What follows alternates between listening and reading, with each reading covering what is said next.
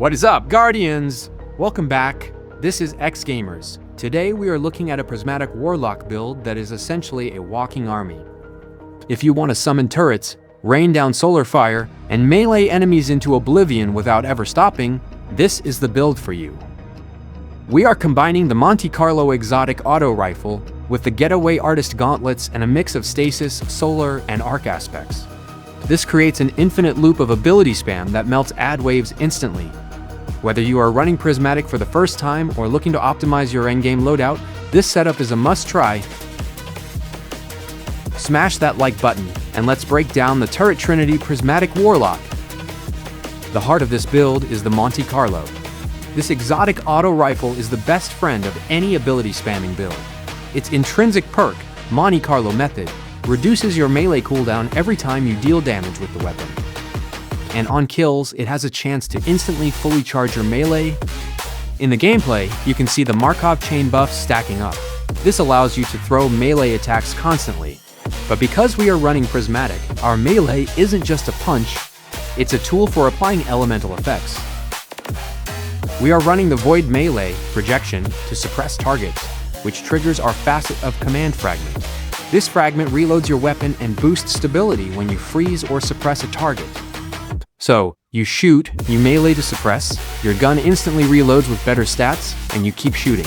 It is a seamless loop. Now, let's talk about the heavy artillery.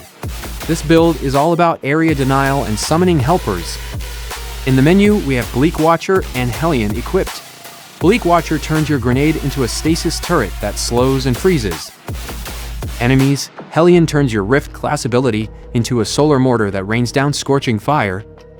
But here is the secret sauce, the Getaway artist exotic gauntlets.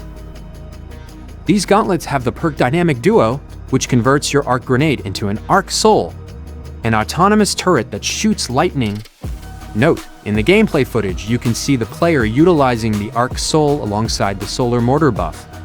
By swapping your grenade to Arc, or utilizing the Prismatic Grenade interactions, you can effectively have a Stasis Turret, a Solar Mortar, and an Arc Soul all on screen at once.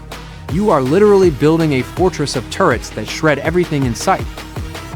To keep this machine running, we need survivability and cooldown reduction, Facet of Command, as mentioned. Freezing or suppressing targets reloads your weapon. This is crucial for an auto rifle build like Monte Carlo. Facet of Protection. This is your get out of jail free card. While surrounded by combatants, you gain damage resistance. Since you are likely in the middle of a horde meleeing them, this keeps you alive. Facet of Ruin. This increases the size and damage of your shatter and ignition bursts. When your Stasis Turret freezes a group and your Solar Mortar scorches them, the resulting explosions are massive. We are also running Facet of Purpose, which grants buffs like Bolt Charge or Restoration when picking up orbs. With the NPA Repulsion Regulator artifact equipped, picking up orbs keeps you amplified and grants you Woven Mail or Overshields. You are tanky, you are fast, and you are reloading constantly. Your stats are heavily skewed to support the ability loop. Grenade, 171. This is massive. Your turrets and mortars will be up almost constantly. Weapons, 109. Helps with the Monte Carlo reload and handling. Class, 102. Keeps your Rift, and thus your Hellion Mortar, on a short cooldown. For mods, we are running Kinetic Siphon on the helmet to generate orbs with the Monte Carlo.